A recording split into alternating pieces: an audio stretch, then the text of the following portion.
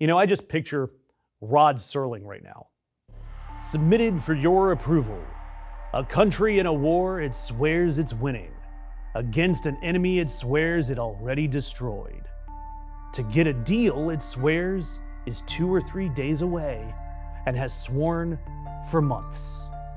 A place where the ceasefire is permanent, yet the strikes are daily. You have crossed over into Iran again. Look, this is the Twilight Zone, and there is a lot going on with Iran, and I'll keep it tight because all of this has moved very, very quickly in the last few days. Monday night, the American Apache helicopter goes down near the Strait of Hormuz. Both pilots rescued, safe, thank God for that. Yet Donald Trump posts immediately that Iran shot it down and the United States must, out of necessity, respond. Small little wrinkle there. A U.S. official told NBC that it might have been an Iranian drone colliding accidentally with the Apache helicopter. So we aren't even entirely sure if this was an attack or a mid-air traffic issue. But good old Girth Vader in the White House needed it to be an attack, so that's the narrative we're sticking with. Then Tuesday, more targets. Iran answered with drones and missiles hurled at bases in Bahrain, Kuwait, Jordan, all over the region.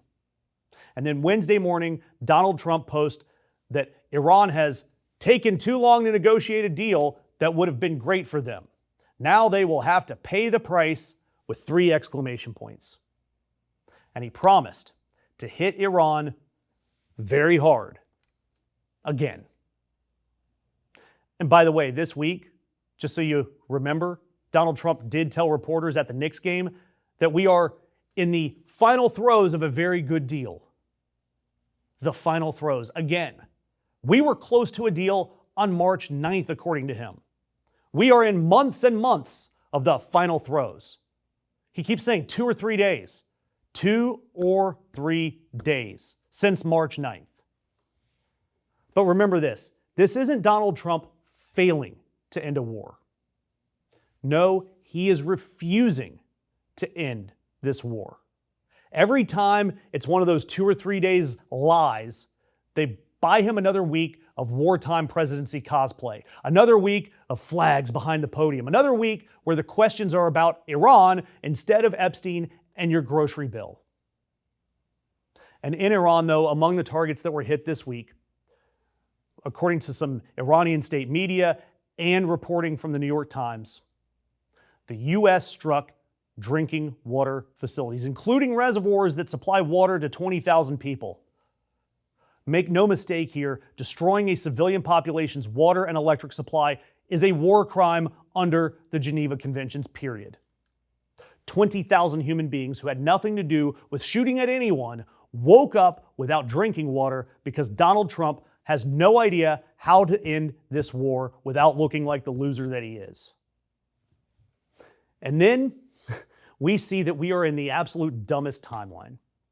Because also on Wednesday, while waving off that horrible inflation report, Donald Trump volunteered this little nugget. You know, I can say it now, something you didn't know.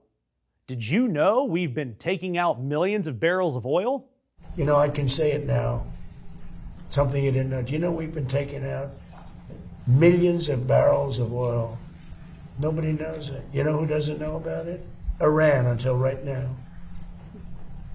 We took out the other night 22 ships, late at night with no lights, because they don't have any radar, because we blasted the crap out of it. So Donald Trump revealing to the media our big secret, confirming it on camera. Tehran has been accusing us of stealing their oil for months, and our government said it was nothing but propaganda. And there in the Oval Office, Donald Trump admitted it and announced it like he was unveiling a new menu item at McDonald's, of course. So congratulations to Iranian state media. Your work's done. Donald Trump did it for free. Oh, and one more absurdity from this dumb timeline, because I can't let this go. While we are actively bombing Iran, there are national soccer teams here in our country during the day, not at night. in our World Cup. And our State Department yanked their officials' visas, and the administration is publicly bickering with Iran over World Cup ticket disputes. We're negotiating a war and soccer tickets. And the irony here, if you look at the bracket, the United States could end up drawing Iran in the round of 32. We might bomb a country on a Tuesday and then in the same week play them in a group stage in soccer. Look, I've said all of this before, and I think you're going to agree with me. If you don't, drop something in the comments. But I don't see any version of this war where we as Americans come out as winners. Game it out. Option 1, full, real regime change, which would break another promise that Donald Trump ran on 3 times. And be honest, didn't we already try redecorating that region? And then that option would end up being Afghanistan all over again. It would be very expensive. It would cost us a lot in money and in support in the region and amongst our allies. Option 2, some negotiated deal. That's what we're aiming for. That's what Donald Trump's trying to do. And any deal that Iran would actually sign will land us at best somewhere around the Obama nuclear deal, the one that Donald Trump has been raging against forever. Except now, with that deal, we get the tacked on cost of a war, 40% gas, and our global standing. Option 3, it won't happen. Donald Trump won't just walk away from this war, which is why you shouldn't be surprised if this war is still going and grinding along in November, conveniently giving Donald Trump this wartime backdrop to steal an election. And what is this costing us globally? A survey has come out that says 1 in 10 Europeans still sees Americans as an ally. 1 in 10. Meanwhile, over there in Israel, Netanyahu announced that he's running for re-election again.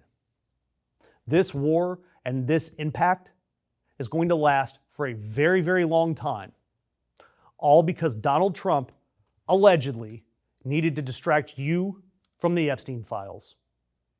A war with no way to win, a deal that's perpetually 2 days away, and the president admitting that he's sneaking oil, yet bragging how much he loves the inflation that's hitting you the hardest.